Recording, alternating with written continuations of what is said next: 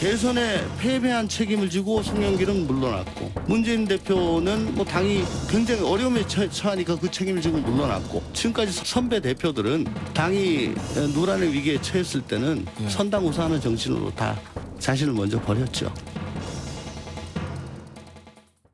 자, 이 당내 갈등 속에 결단을 요구받는 민주당 이재명 대표, 오늘이요 이 갈등을 봉합하는 단초가 될 수 있을까라고 짐작이 되는 회의가 하나 있습니다. 그래서 더욱 관심이 가고 있습니다. 민지숙 기자, 어떤 회의죠? 네, 22대 총선 이제 1년 조금 더 남았습니다. 네. 이때 앞서서 공천 제도를 최종 결정하는 민주당 공천제도 태스크포스 회의가 오늘 첫 회의를 열었다라고 합니다. 한 달 정도 활동하는 이 TF에 오늘 이재명 대표도 직접 참여했다라고 하는데요. 이재명 대표 이 당 내에서 누구나 수긍할 수 있는, 국민 모두가 인정할 수 있는 합리적인 그리고 투명한 공천 시스템을 갖춰야 한다, 이렇게 강조했다고 전해집니다. 이 공천은 당 차원에서 보면 어찌 가장 중요한 문제잖아요. 그런데 이를 결정하는 위원 11명 중에 비명계 인사가 9명이라는 점이 주목받았습니다. 먼저 단장인 이계호 의원, 지난 경선 과정에서 이낙연 전 대표를 도운 대표적인 친이낙연계 인물이고요.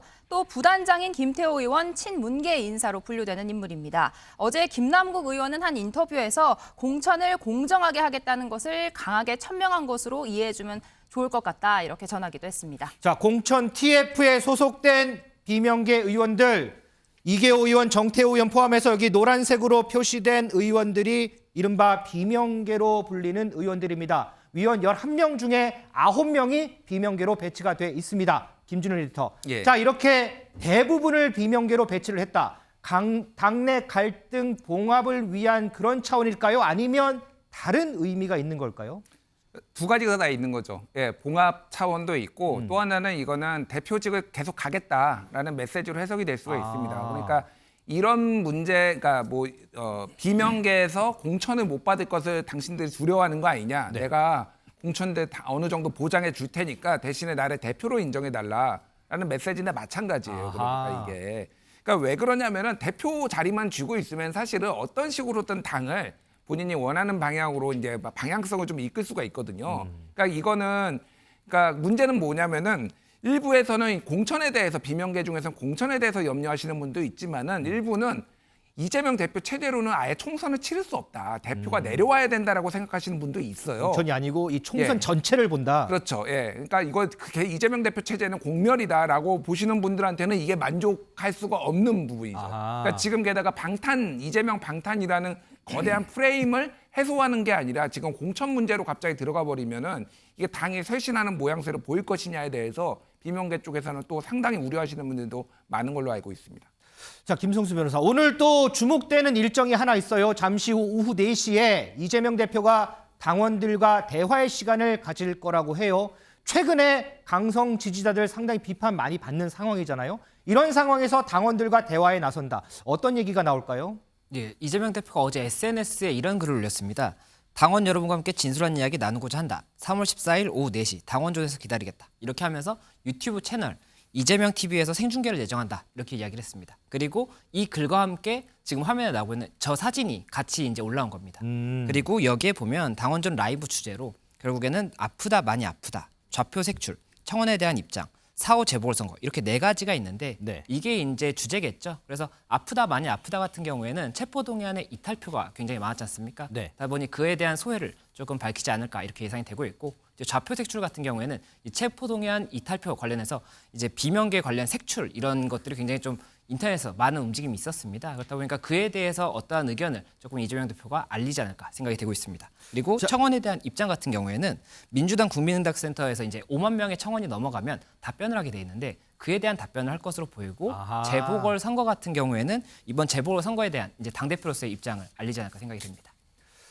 윤석열 대표, 오늘 대화 주제가 조금 전에 우리 김성수 변호사가 설명한 대로 한 5가지 정도 됩니다. 그중에서 아프다, 나도 아프다, 아프다, 많이 아프다, 뭐 이런 주제가 있는데 이게 이제 지금 나오죠. 이재명 대표가 SNS에 이제 올린 글, 과거의 글을 소환하면서 이제 올린 글인데, 자, 이 글을 통해서 아프다, 많이 아프다, 이 주제를 통해서 당원들에게는 어떤 메시지를 좀 낼 수 있을까요? 그러니까 2016년에 그 글이 아프다 많이 아프다 이 얘기는 2016년에 당내 경선 문재인 대통령 후보랑 치열하게 경선 붙었잖아요. 그렇죠. 그때 이제 친 문재인 일파에서 공격을 많이 받았잖아요. 그때 적에서 날아오는 화살보다 내부 공격이 더 아프다 뭐 그랬는데 이번에도 또 그 아프다라는 말을 많이 아프다라는 말을 썼어요. 그러니까 내가 이번에 국회 체포동의안도 너무 배신자 이재명 대표 기준으로는 배신자죠.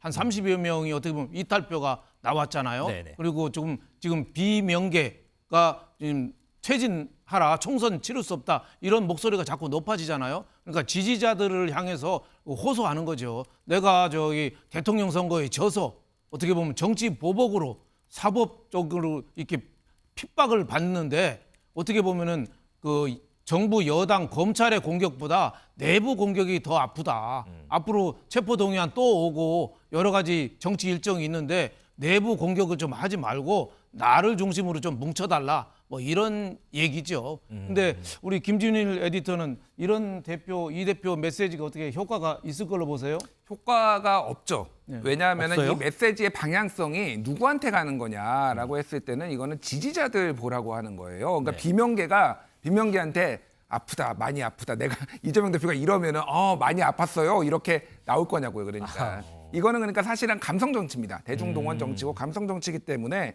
이거 자체가 효과가 있을 수는 없고 그래서 그 어떤 수위라는 것이 사실은 굉장히 세게 이를테면 지지자들한테 이런 거 하면 안 됩니다. 다양성을 존중해야 됩니다. 이런 식으로 나오기가 굉장히 어렵다라는 거죠. 그러니까 이거는 어떻게 보면은 자제를 하는 척하지만은 사실상 지금 이재명 대표의 가장 큰 힘은 그 77%의 지지를 해준 당원들이기 때문에 네. 계속 이 당원들의 지지를 어느 정도 등에 업고 가려는 그런 걸로 좀 봐야 될 것 같습니다. 예. 우리 김준일 에디터는 이재명 대표가 오늘 지지자들과의 대화에서 다소 강도 높은 얘기를 할 수 없을 것이다 이렇게 얘기를 했는데 민주당의 조홍천 의원은요 반대로 이재명 대표가 단호하게 얘기를 해야 한다 이렇게 주장을 하고 있습니다. 그 목소리 좀 듣고 오겠습니다. 그러니까 뭐 저 좌표 찍기, 뭐 문자 폭탄 이런 거는 우리당한테 도움 안 된다. 좀 자제하시라. 그리고 더 좀 세게 좀 말씀을 좀 하셨으면 좋겠다. 경고하고 절대 하면 안 된다. 만약에 그렇게 하면은 당신들하고는 이제 뭐 결별하겠다. 뭐 이런 정도의 뭐 좀 단호한 태도를 좀 보여주셔야 그래야 그래도 진정성 같은 것이 좀 외부에서 그래 인정을 해주고 또 그 강성 지지층들도 좀 자제를 좀 하지 않겠나 하는 그런 생각이 듭니다. 지금 조홍천 의원 얘기 들었는데 그럼에도 불구하고 오늘 이재명 대표가 이렇게 단호하게 얘기할 수 없을 것이다 이렇게 계속 생각하시는 거예요? 왜 그러냐면요. 지금 민주당 지지자들의 관점을 이해를 하셔야 됩니다. 그러니까 윤석열 검찰 독재 정권에 맞서는 이재명 대표. 약간 민주주의 투사예요. 그래서 이재명을 지키는 것이 민주주의를 지키는 것이다. 이게 강성 지지자들의 어떤 마음가짐이거든요. 네. 그럼 여기에서 이거 내려놔라. 이러지 마라라고 하면은 민주주의를 지키지 말라는 말이야? 이런 거하고 사실상 동의어가 돼버리는 거예요.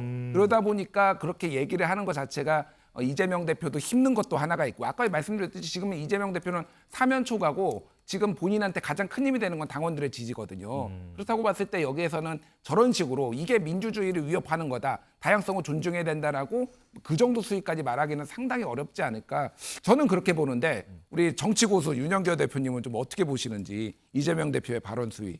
뭐 저는 읍소형에 가깝지 않을까 싶어요. 예, 뭐 세게 나가기는 어렵고 어떻게 보면 지금 사면 초과의 이재명 대표가 있잖아요. 네. 지금 내부에서도 어떻게 보면 비명계의 목소리가 자꾸 높아지는데 유일하게 의존할 수 있는 게 강성 지지층, 소위 말하는 개딸, 뭐 양아들, 양심의 아들, 뭐 이 사람들인데 이 사람들에 대해서 뭐 세게 얘기할 수 있을까?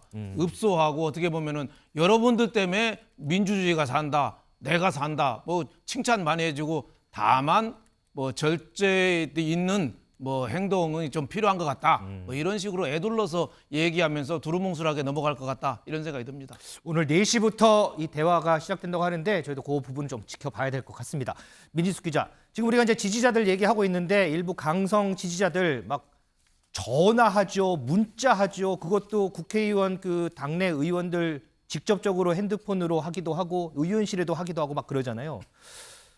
거의 폭탄이라는 얘기까지 들리는데 이런 가운데서도 한 의원실의 대처가 상당히 주목받는다 이런 얘기가 있더라고요. 맞습니다. 얼마 전에 이재명 대표의 강성 지지자로 추정되는 한 인물이 이 비명계 의원실에 전화를 걸었습니다. 이 체포동의안 표결 결과에 대해 항의하는 이야기를 계속했는데 언성이 점점 높아지자 이 전화를 받은 보좌관이 선생님도 당원으로서 애정이 있어 하신 말씀인 줄 알고 이해를 한다. 저도 25년차 당원이다. 노력을 하겠다. 이렇게 차분하게 통화를 이어갔다라는 겁니다. 이게 정말 쉽지 않은 일인 게 지금 비명계 의원실에 20-30분에 한 번꼴로 전화가 오는데 욕설을 하기도 하고 1시간씩 통화를 길게 거칠게 항의하는 정화가 많이 걸려오고 있다고 합니다.